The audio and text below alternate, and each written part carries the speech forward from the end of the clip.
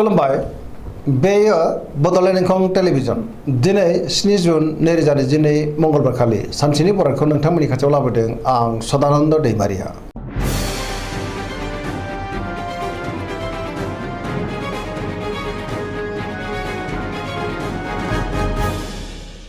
सिगां फरायफिन लादों मेष राशि गिबि हांखो अ ल। दिनैनि साना मोजां आरो गाज्रिनि गेजेरजों बाबेरलांगोन। गुबुनखौ मान होनो रोंनाय नङा। गोसोआ दिनै जोबोर अहंकारबो जानो हागौ। जेरावबो देरहासार नाजागोन। मावनो लानाय खामानिखौ मावफुंनो हागोन। गोसोखौ जोबोर गुलाय-गुजाय मोनगोन। देहाया मोजाङै थागोन। बहानिफ्रायबा गाज्रि खौरां फैनोबो हागौ। रांखावरियाव जोबोर मोजां। गोबां धोन आरजिनो हागोन। आयाबो बांगोन। बेफार फालांगियाव दिनै मोजां होनजायो।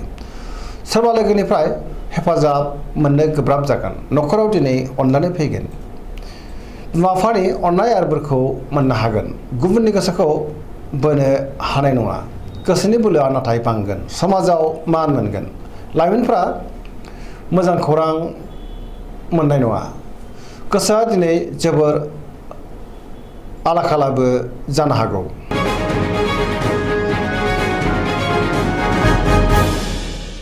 वृष राशि गिबि हांखो इ उ ब। दिनैनि साना जोबोर मोजां। गोसोखौ दिनै जोबोर गोजोननाय मोनगोन। गोसोनि बोलोआ बांगोन। मावनो लानाय खामानिखौ थि समावनो आरो गोरलैयैनो मावफुंनो हागोन। मिथियैखौ मिथिगोन आरो रोङैखौ रोंगोन। गियानाबो बांगोन। समाजावबो दिनै गोबां मान मोननो हागोन। रांखावरियाव दिनै जोबोर मोजां होनजायो। गोबां धोन आरजिनो हागोन। बेफार फालांगियाव दिनै जोबोर मोजां मुलाम्फा मोनगोन। आयाबो बांगोन। न'खराव दिनै बिसि-फिसायनि गेजेराव अनलायनाय फैगोन। बिदा-फंबायजों मोजां सोमोन्दो थागोन। देहाया दिनै मोजाङै थागोन। गुबुननि हेफाजाबखौ मोनगोन। जायखि खामानि मावा मानो मोनफ्रोमबो खामानिखौनो दिनै गोरलैयैनो मावफुंनो हागोन। लोगोफोरनि अनसायनायबो मोनगोन। गोसोनि साननायफ्रा जाफुंगोन। पजिटिभ एनार्जिनि गोहोमबो गोग्लैगोन।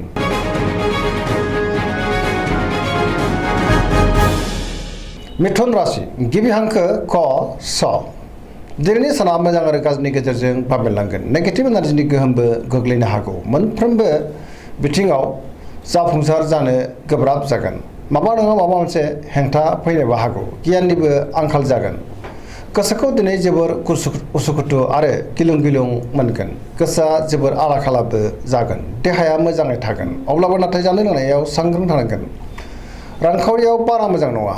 बेफार फालांगियावबो बारा मोजां नङा। गोबां खहा जानोबो हागौ। न'खराव दिनै अनलायनाय फैगोन। समाजाव मान मोननो हागोन। गोसोनि बोलोआ नाथाय लोरबां जागोन। मावनो लानाय खामानिखौ मावफुंनो हागोन। सोरबा लोगोनिफ्राय हेफाजाबबो मोननो हागौ। गुबुनजों मोजां सोमोन्दो लाखिनो गोब्राब जागोन। लाइमोनफोरनि गोसोआ दिनै जोबोर आला-खाला जागोन।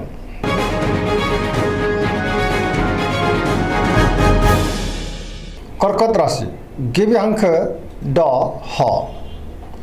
दिनैनि साना जोबोर मोजां।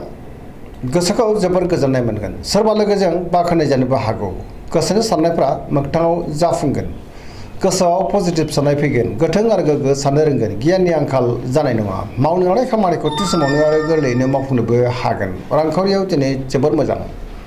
बेफार फालांगियाव जोबोर मोजां मुलाम्फा मोनगोन। न'खरावबो अनलायनाय फैगोन। समाजावबो दिनै गोबां मान मोननो हागोन। देहाया मोजाङै थागोन। गुबुननि हेफाजाबखौबो मोननो हागोन। समाजाव मान मोनगोन। फरायसाफ्रा दिनै फरायनायाव गोसो दुंखांगोन आरो मोजां फिथाइ मोननोबो हागोन। लाइमोनफोरनि गोसोआ दिनै जोबोर खुसि जागोन।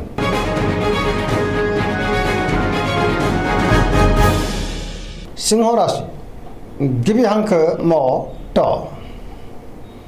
दिनैनि साना जोबोर मोजां।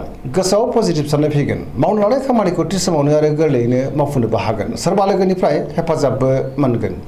गोग्गो आरो गोथों साननो रोंगोन। गियाननि आंखाल जानाय नङा। बहाबा दावबायहैनो बा हान्थिनो खाबुबो मोननो हागौ। रांखावरियाव दिनै जोबोर मोजां। नाथाय अब्लाबो खरसायाबो बांगोन। मोननो गोनांखौ दिनै मोननो हागोन। बेफार फालांगियाव मोजां मुलाम्फा मोनगोन।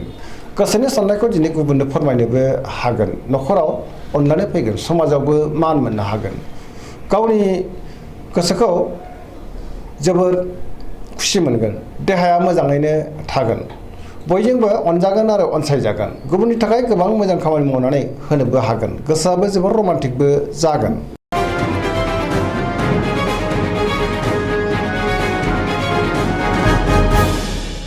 कन्या राशि गिबि हांखो प ट दिनैनि साना बारा मोजां नङा गोसोआ लोरबां जानो हागौ गोसोआव नेगेटिभ साननाय फैगोन गोथों आरो गोग्गो साननो रोंनाय नङा गियाननि आंखाल जानो हागौ रांखावरियाव दिनै जोबोद मोजां नाथाय अब्लाबो खरसायाबो बांगोन बेफार फालांगियावबो मोजां होनजायो देहाया मोजाङै थागोन गोबां मुंदांखा सुबुंजों लोगो मोनज्लायनोबो हागौ न'खराव अनलायनाय फैगोन गोबां खामानियाव मुखुबबो थागोन सोरजोंबा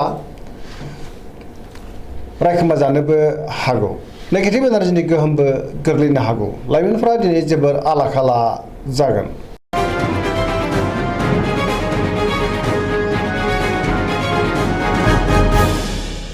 तुला राशि गिबि हांखो र ट दिनैनि साना बारा मोजां नङा गोबां रोखोमनि जेंनाजों मोगा मोगि जानांनो हागौ गियाननि आंखालबो फैनो हागौ गोसोनि बोलोआ लोरबां जागोन गोसोनि साननायफ्राबो देबार नांनो हागौ मावनो लानाय खामानिखौ मावफुंनो गोब्राब जागोन देहाया मोजाङै थागोन अब्लाबो नाथाय जानाय लोंनायाव सांग्रां जानांगोन रांखावरियाव मोजां मोननो गोनांखौ मोननो हागोन न'खराव बिसि फिसायनि गेजेराव एना एनिबो फैनो हागौ गोसोनि साननायफ्रा गोरोबनाय नङा समाजाव मान मोनगोन बेफार फालांगियाव मोजां गुबुननि गोसोखौ बोनो गोब्राब जागोन लोगोफोरनि हेफाजाबखौबो मोननो हानाय नङा गोदान थांखि लानोबो रोंनाय नङा सेंग्रा सिख्लाफोरनि गोसोआ दिनै जोबोर आला खाला जागोन गोसोआव मानिबा उन दाहाबो फैनो हागौ नेगेटिभ एनार्जिनि गोहोमबो गोग्लैगोन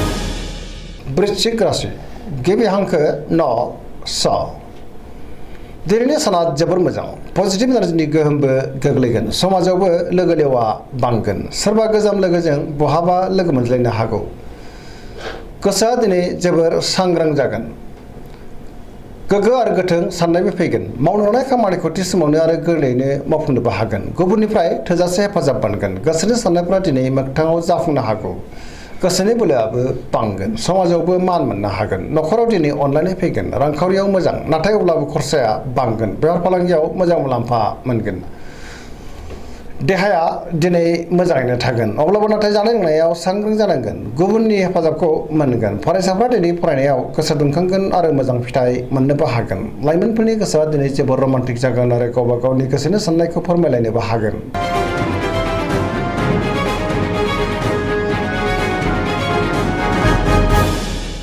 धनु राशि गिबि हांखो ढ फ दिनैनि साना मोजां आरो गाज्रिनि गेजेरजों बाबेनलांगोन गोसोआव बोलो बांगोन नाथाय अब्लाबो मावनो लानाय खामानिखौ थि समावनो आरो गोरलैयैनो मावफुंनो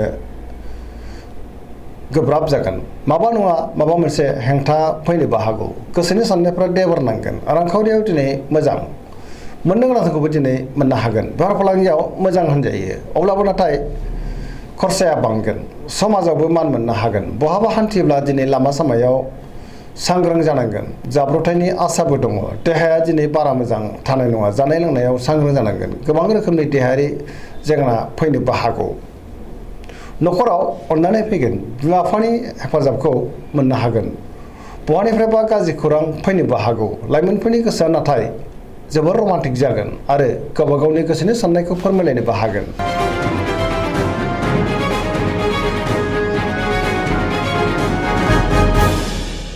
मकर राशि गिबि हांखो ख ज दिनैनि साना जोबोर मोजां गोसोखौ दिनै जोबोर गोजोननाय मोनगोन गोसोनि साननाया जाफुंगोन मावनो लानाय खामानिखौ थि समावनो आरो गोरलैयैनो मावफुंनोबो हागोन रांखावरियाव दिनै जोबोर मोजां नाथाय अब्लाबो खरसायाबो बांगोन मोननो गोनांखौबो मोननो हागोन बेफार फालांगियावबो दिनै जोबोर मोजां मुलाम्फा मोनगोन गोबां मुंदांखा सुबुंजों दिनै लोगो मोनज्लायनोबो हागौ गुबुनजों मोजां सोमोन्दो लाखिनो रोंगोन मोनफ्रोमबो खामानिखौनो दिनै गोरलैयैनो मावफुंलांनो हागोन गोदान खामानियाव आखाइ होजेननोबो हागोन न'खराव बिसि फिसायनि गेजेराव अनलायनाय फैगोन बिदा फंबायजों मोजां सोमोन्दो थागोन आरो बिसोरनि हेफाजाबखौ मोननो हागोन सेंग्रा सिख्लाफ्रा जोबोर रमान्टिक जागोन आरो गावबा गावनि गोसोनि साननायखौ फोरमायलायनोबो हागोन फरायसाफ्राबो दिनै फरायनायाव गोसो दुंखांगोन आरो मोजां फिथाइ मोननोबो हागोन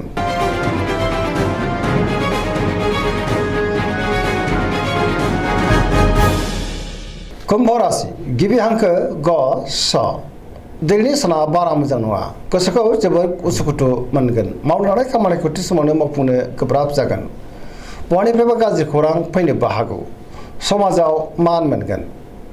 गोबां मुंदांखा सुबुंजों लोगो मोनज्लायनो हागौ। रांखावरियाव मोजां, नाथाय अब्लाबो खरसाया बांगोन। बेफार फालांगियाव मोजां होनजायो। बहानिफ्रायबा हरखाबै गाज्रि खौरांबो फैनो हागौ। देहाया दिनै बारा मोजां थानाय नङा। गोबां रोखोमनि देहायारि जेंनाजों मोगा मोगि जानांनो हागौ। न'खराव अनलायनाय फैगोन। गुबुननि हेफाजाब मोननो गोब्राब जागोन। बिमा बिफानि अननाय आरो बोरखौ नाथाय मोनगोन। बहाबा हान्थिनो एबा दावबायनो खाबुबो मोननो हागौ। नाथाय अब्लाबो नेगेटिभ एनार्जिनि गोहोम गोग्लैनो हागौ। सांग्रां जानांगोन।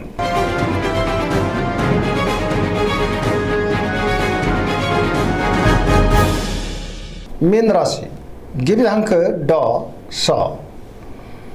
दिनैनि साना जोबोर मोजां। गुबुननि थाखाय गोबां मोजां खामानि मावनानै होनोबो हागोन। माबा मोनसे बान्था मोननोबो हागौ। गोसोआव पजिटिभ साननाय फैगोन। गोसोनि बोलोआ बांगोन। गावनि गोसोनि साननायखौ दिनै गुबुननो फोरमायनो हागोन। देहाया मोजाङै थागोन। अब्लाबो नाथाय जानाय लोंनायाव सांग्रां जानांगोन। रांखावरियाव दिनै जोबोर मोजां। बेफार फालांगियावबो जोबोर मोजां होनजायो। न'खरावबो दिनै अनलायनाय फैगोन। सोरजोंबा बाख्नाय जानोबो हागौ। लाइमोनफोरनि गोसोआ दिनै जोबोर रमान्टिक जागोन आरो गावबा गावनि गोसोनि साननायखौबो दिनै फोरमायलायनोबो हागोन। फरायसाफ्रा फरायनायाव गोसो दुंखांगोन आरो मोजां फिथाइ मोनगोन। पजिटिभ एनार्जिनि गोहोम गोग्लैगोन। सरासनस्रायै दिनै साना जोबोर मोजां आरो मोजाङैनो बारग'लांगोन। दिनैनि राशि फरायनाया एसेनोसै। जोबनायाव बेखौनो खावलायो जाहाथे नोंथांमोना सानफ्रामबो जोंनि बे बड'लेण्ड इंखं टेलिभिजनखौ नायबाय थायो आरो साबस्क्राइब खालामो, लोगोसे लाइक खालामो आरो शेयार खालामो। एसेनोसै, गोजोन्थों।